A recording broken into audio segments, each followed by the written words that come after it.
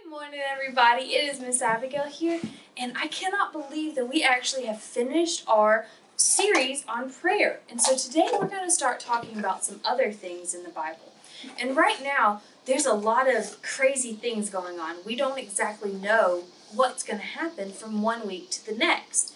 And we're going through things that we've never had to go through before. But God is still in control, and this isn't the first time that something crazy and unexpected has happened. All throughout the Bible, which happened thousands and thousands of years ago, there were always unexpected things going on. And so we are going to look at different Bible characters who are just people in the Bible like you and me. The word character just means they're a person. It doesn't mean they weren't real, like someone on Paw Patrol or a superhero. They're still very real people who really lived. And we're going to look at some of the things that they went through. And we're going to kind of look at like this big word opposition, which means when things are against you. So we're going to look at oppositions and struggles that people face in the Bible. And we're going to start by looking at some different men and women in the Old and the New Testament. But today I wanted to start by just kind of talking about why we go through adversity and what to do when we are in the middle of a struggle. Because the Bible tells us that we're going to face difficulty all throughout our life. In fact, the Apostle Paul, in the book of Philippians, he wrote to his friends about difficulties he had faced. And this is in Philippians 4, starting in verse 12. And this is Paul writing to his friends saying, I know both how to make do with a little, and I know how to make do with a lot. In any and all circumstances, I have learned the secret of being content, whether fed or hungry, whether in abundance or need. I am able to do all things through Christ who strengthens me. So even when Paul was going through hard times of being hungry and when he needed things and when times were difficult, he said he could still rely on Christ. And Paul wasn't just saying that because he had his stomach rumble a few times. Paul went through some very hard times. In 2 Corinthians chapter 11, he talks about that. He says that 5 times he received lashes, which means he was whipped by the Jews. 3 times he was beaten with rods. 1 time he was stoned. 3 times he was shipwrecked. He has spent a night and a day floating in the open sea, hoping for rescue. On frequent journeys, he faced many dangers from rivers, robbers, dangers from my own people, dangers from Gentiles, dangers in the city, dangers in the wilderness, dangers at sea, dangers among false brothers, toil, which is hard work, hardships, many sleepless nights, hunger and thirst, often without food. Not to mention other things, there is a daily pressure on me. My concern for all the churches. Who is weak, and am I not weak? Who is made to stumble, and I do not burn with indignation? Paul here is saying that he's been through a lot. And when he says that he's learned to do everything through Christ, that means that even when times are hard, even when times are good, we have to rely on God alone. So as we go through this series, looking at all these characters in the Bible, we have a lot to learn from them about how they chose to honor God even when times were hard. But the most important thing before we start looking at all these people is we have to remember we can't do this by ourselves. Life is hard. There are things in life your parents, your grandparents, we never expected this kind of circumstance to be going on in our lives. And there are other things that are going to happen that are going to be hard that you don't know how to handle. But God does. And so you can't try and live this life on your own.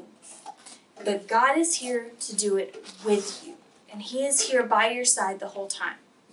And I have an illustration here that I want to show you guys about that, about how important it is to live life with Christ being the one that you live through by following Him instead of doing it on your own.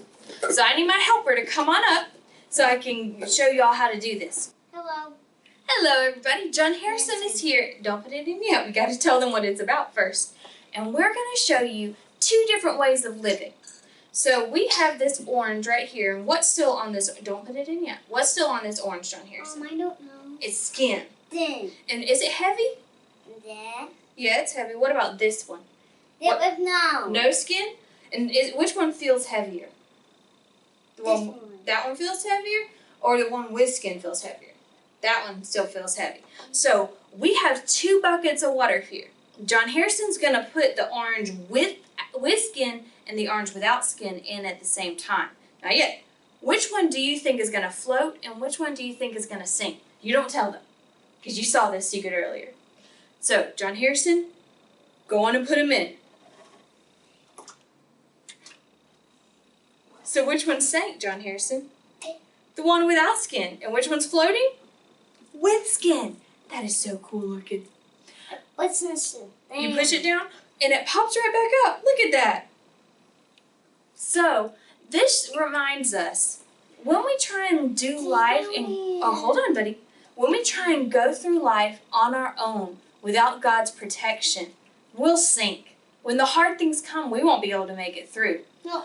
But when we decide to do it with God protecting us, following Christ, what He wants us to do, no matter how hard people try and push it down, He will always protect us and always push us back up.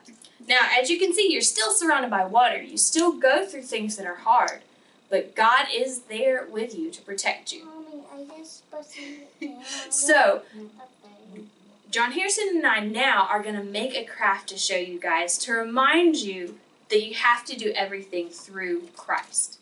All right, so that verse that Paul talks about, he says, I can do all things through Christ who gives me strength. Only through God can Paul handle the good times and the bad times that come. And so to remind us of that, we are going to make a superhero cape because superheroes can handle anything. Now, God's probably not going to give you superpowers or make you able to jump over the tallest building. But He is there with you and able to help you get through the hard times and the good times. And so this superhero cape is just a good reminder of that. And all you need is an old t-shirt, scissors, markers, and paint. Now, And paintbrushes. And paintbrushes, you're right. We happen to have some fabric markers, and so we're using them, but you don't have to have special fabric markers and fabric paint because those are mostly for when you wash clothes, and since it's just a cape you're going to play in, you're probably not going to need to wash it. So regular paint and regular markers are just fine. Well, don't chew on it. So first you take your t-shirt and you're going to cut it at the neck, and one t-shirt can make it can make 2 superhero capes. One better to Daddy. Well, how about I make one for you and one for Joanna? Okay. And so all you have to do is cut it along the seams, and you cut down the sleeve all the way too. Don't cut the sleeve off, just cut it in half. We're going to basically cut the whole t-shirt in half. Like that. And so now we're going to cut the whole thing. We'll be right back. Okay, so now I have my shirt perfectly cut into 2 pieces, just like this. This one is mine and that is mine. Yeah, that is perfect. And so now I'm just going to take this top neck, I'll pick it up. I'm going to take this top neck part right there, and I'm going to cut straight across at the sleeves.